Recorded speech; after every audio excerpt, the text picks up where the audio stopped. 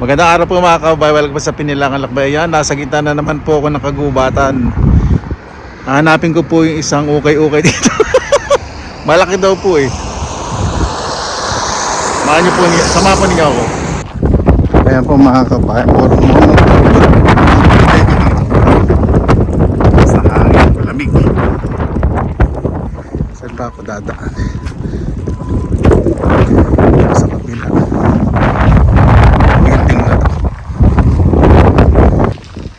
Ayan po, nakita ko na andito sa sulong, ang lagi nang nilakad, kabukira. Ayan po mga kabayan, kinikilig na ako. Ang dami silver. Ang laki nitong place. Grabe. Grabe yun. Ito 45 euro. Ano kaya ito? Ito pinag-isipan ko po. Wrist. Ang ano po, braso. Silver, 20 euro. Hindi ko alam kung ilang grams na, pero medyo malaki rin na. Yun, medyo malaki. 20 euros. So, mga 1.5 na presyo nyo.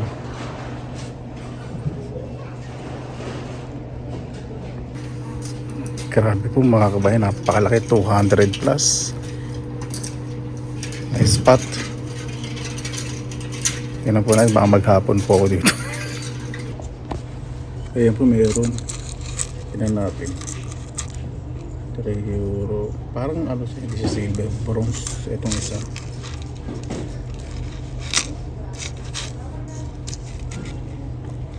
Hindi siya. Alam ko silver pag unang tingin. Wala na po kung nagiging pro na. Wala siyang hallmark. Ang ganda pa ng display nila dito. Sulit yung magre-renta. 3 isa. 2 tas meron pa sa taas. 3. O diba? Daming mga antik. Ito, tingnan mo natin. Wala, medyo mabigat siya.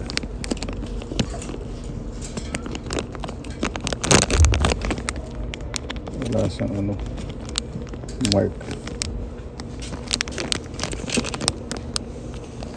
Ayan po. Sa pangalawang aisle pa lang ako. Parang nirarayuman na ako. Sobrang saya ko. Excited lang. Alis na po tayo mga kabayan. May nakita po ako. May nabili po. Pakita po sa inyo mamaya. Marami pong tao sa loob. Ayoko po kumuha ng video para hindi po maka-istorbo. Medyo nailang po sa akin. Natawa ko sarili. Isolated po itong lugar. Kailangan po talaga may sasakyan pag pumunta dito. Ang layo ng nilakad ko. Pero worth naman po. Ako sa inyo. Excited po ako sa nabili po. Mga reason na po price naman. Ayan po mga kabayan. Mga katabi mga factory. Doon pa po ako, doon sa kalsada, malayo pa yung lalakarin. Ganyan po talaga. At least lumalaban tayo ng patas, di ba? Diskarte po sa panahon po ngayon. Ang ginto po sa silver, tumataas po ang value po niya habang tumatagal. Kahit yung po yung presyo malapit po sa per gram na nabili, pero hindi, tingnan po natin. Bibisita pa po sa mga ilang second hand shop. Maaga pa naman po eh. Ngayon pahinga po muna ako sa araw na to. Kaya mag-ukay-ukay po ako. May nag-comment po sa Facebook. Natatawa po ako. Sabi, kuya, ano ba yan? Kung araw-araw ka palang pupunta dyan sa ukay-ukay, makakaisang baul ka sa isang buwan. Mga silver. Hindi naman po isang baul, mga isang drama. Hindi, depende po. Kaya po minsan po gusto kong pumunta sa south. Andun po yung isang pinsan ko. Doon marami pong ukay-ukay, mas malalaki. Ay nako, pero mas marami pong nagano doon. Nagahan po ng silver sa ng gold. Kaya puro hunin ng ibon po dito. Pero napaka-safe naman po rito. Yan po yung bus stop. Diba? Nawala na rayuma ko. Okay din nakakuha ng fresh air. Ito sa bus stop na puntahan ko, wala pang timetable. Maghintay na lang nila pero darating po yung bus. Hindi ko na po check online. Pero alam mo, check ko online, wala namang mangyayari. Hintayin ko pa rin, di ba? Wala namang pong kapihan dito. Tinayin po naman yung puro gilid, mga puno, puro factory. Ayan, dito po sa bagong ukay-ukay.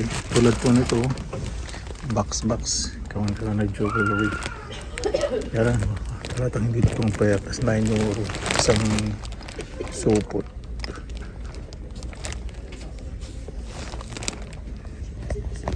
Ayan po, isang box. Pero kailangan tingnan po natin isa-isa.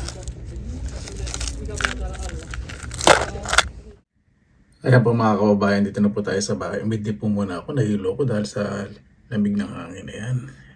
Ayan po yung mga silver po. Nabili po natin. At meron din po tayong nabiling relo. At meron po may perlas dito. Sorry. At meron itong hematite. Magandang klase po, high quality. Isa-isa po muna natin. Dito po muna tayo.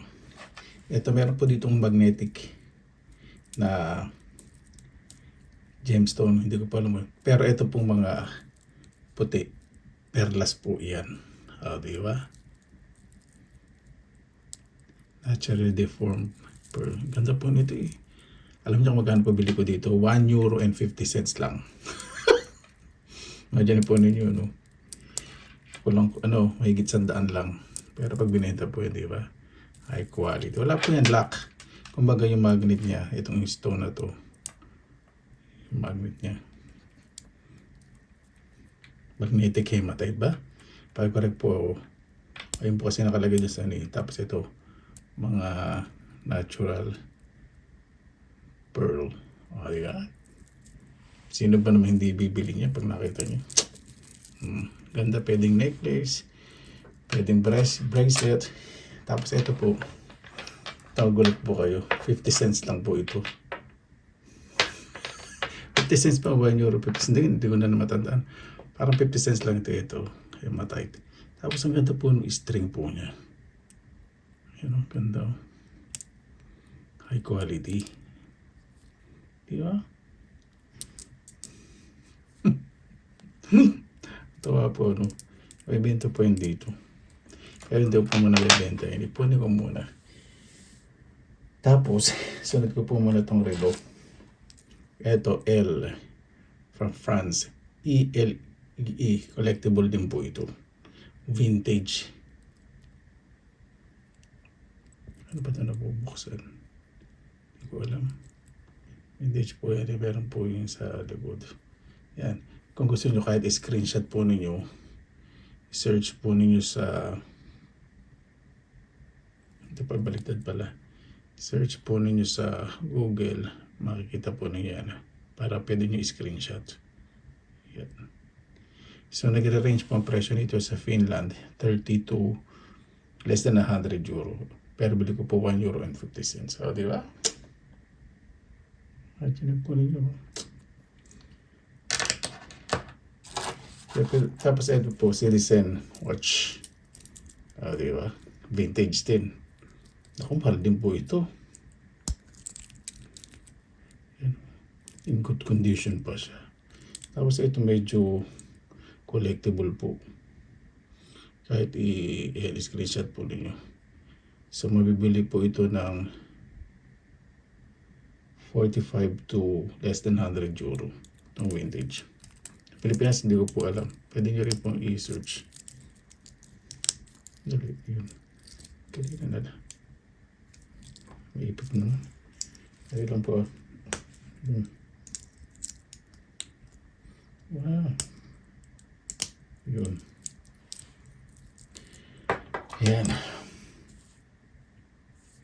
Tapos, dito naman po tayo sa Dolphin. Ano po ito? 925. Silver. Nasa pao po yung yung mark, sterling silver. Pakita natin. Ayan. Pag ganito po maliliit, nasa pao po yan. Yung kita po ninyo yan, 925. Diba? Ano ba bili ko rito? Hindi ko na matandaan. Mura lang po ito. 3 o 4 euro, parang ganun. Pero, dahil in jewelry form, saka designers po ito. O, di ba? Isa-isayin lang po natin ha. Ito, yung sa pakalawang second hand shop ko po binili. Pag po muna dun sa ano, pinuntahan natin sa Kabukiran. Ito, sa parang din-discount niya. Naka-display po to sa glass displayer. Hindi po doon sa pinuntahan natin sa Kagubatan, doon sa pangalawang pinuntahan natin. Nung binuksan ko to, parang dinoble niya. Unang presyo niya, inahandahan ko po eh. Kasi ganyan po sila eh. Churro. Mas tingin 5 euro na lang. O diba? So, kumbaga, ito, sa 5 euro, sa 6, 12, 89, magiging 300 pesos po ito. Ano din po ito?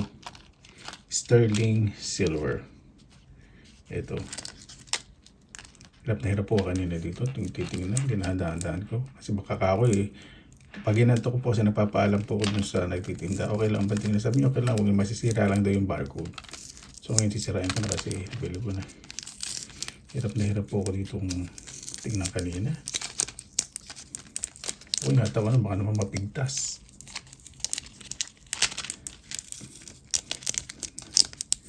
Saka pag kahit po may sterling silver na sa 925, imamagnet po ninyo baka mamaya magnetic. Ayun. Ayun po.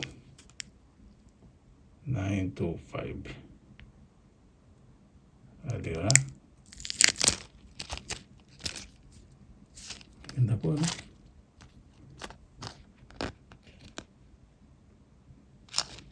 Ito na ano ko na po, na search ko na po. Talagang nandun po yung ano niya, yung stamp. Tapos pakikita ko na po sa mas excited.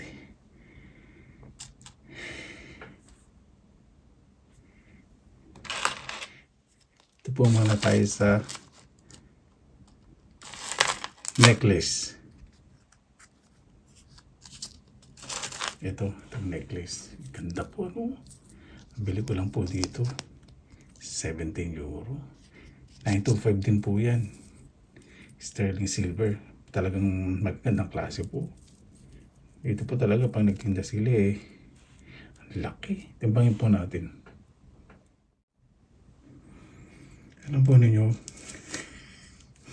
ito lang po. Sobra po kong nalilibang sa itong ginagawa ko po. Imagine po yung investment, di ba, yung kita? 17 euro. Dito po kasi ang benta po nila sa Silipino medyo mababa po. Yung mga pawn shop, minsan less than 1 euro lang. So mga 60, palagyan natin 60 pesos lang. Okay, 1 euro, palagyan natin 70 pesos, almost 70. Palagyan natin 70 pesos. Tingnan natin gram ito. Imagine po ninyo, 15.46 grams. Di ba? Multiply po ninyo sa 70 pesos. Palagay na natin sa 10 grams 700 pesos po. 15 yan.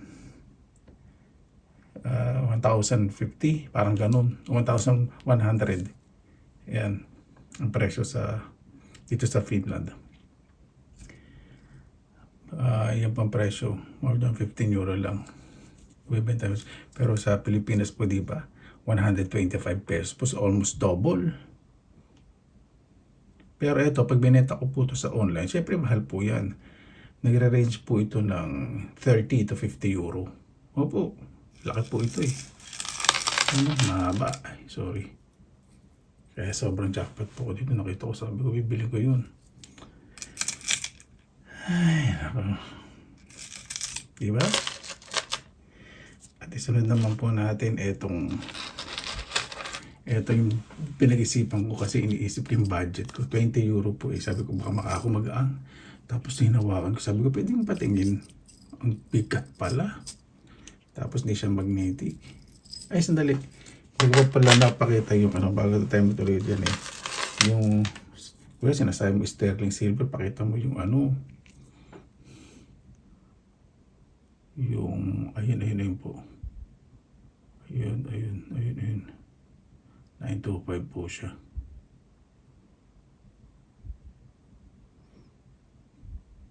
Tapos may note, may note po, itong lock, pinalitan po, pero ito hindi naman napalitan. Kasi sinearch ko rin po yung itsura nito eh. Yan. So, honest po sila, di ba? Ganyan po sila. Saka sinearch ko po sa Google po, ito. Saka dito sa Finland. Sa Finland po ito.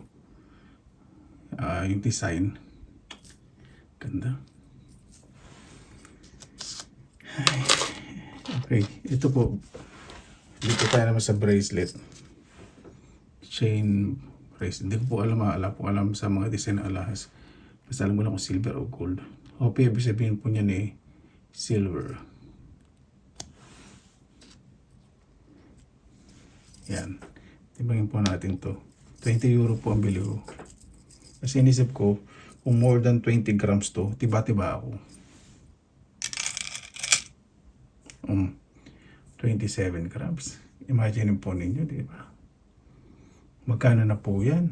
Kung sa euro, kung scrap price, mga ano lang po yan. 20 to 30 euro.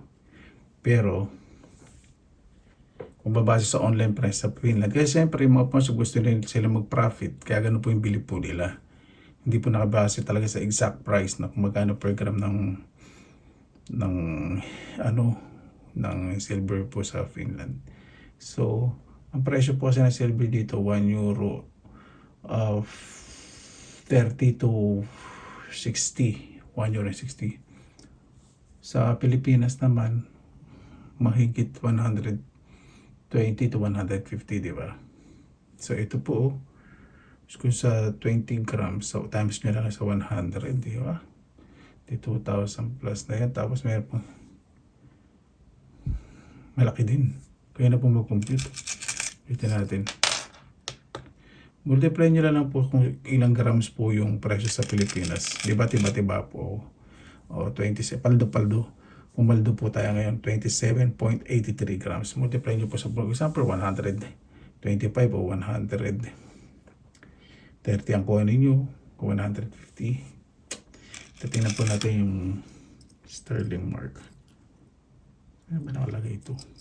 Ito na natandaan. Ito ba? O dito?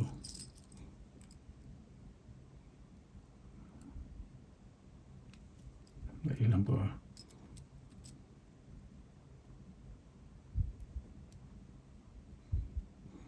Sabi ko nga po muna.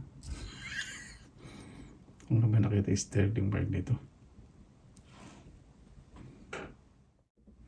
Yan, dito po pala. Nasaan ba? Kabila. Ayun. 925. Yan.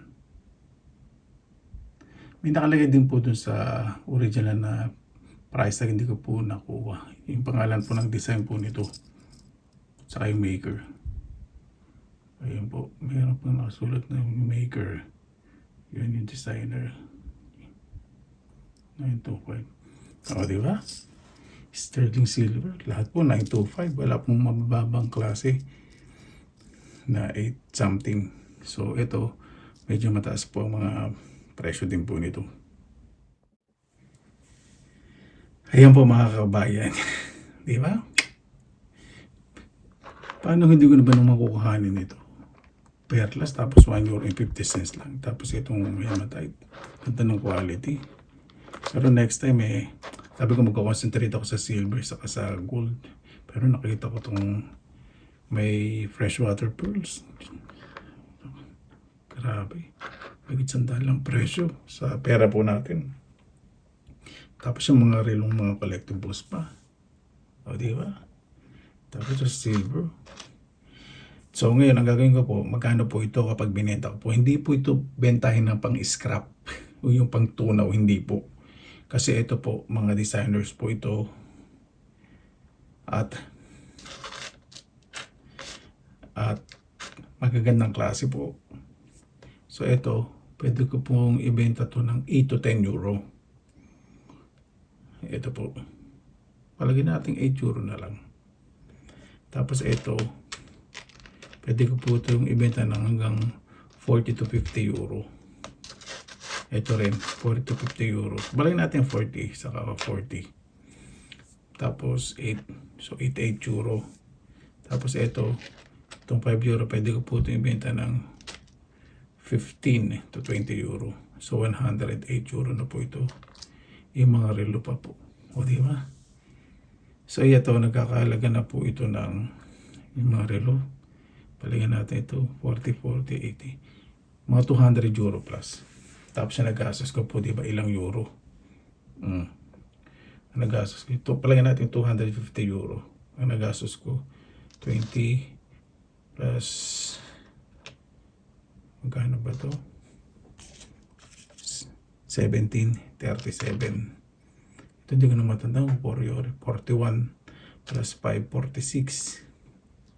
47, 48. 50. So 50 euro something lang po nagastos ko dyan. Tapos ang halaga po niyan kulang-kulang 300 euro o 250 euro. Di ba? E tapos pagtagal pa po na panahon dahil hindi ko po bibenta, so tataas pa value. Pero yung mga relo po, lilinisin ko po yan. Talaga yung maayos. Tapos hindi ko muna bibiling battery. Siyempre, patitingin ko po yung sa mga gumagawa. Pero nakasulat naman dun sa mabili lang ko na gumagana po. May mga gas-gas lang siyempre, vintage eh. Ayan po mga kabayan, di ba? At pasensya na po doon sa mga naghihintay po lagi ng mukbang ko. Every other day po yung mukbang. Salit-salit po. Bukas po magmumukbang po tayo alahas.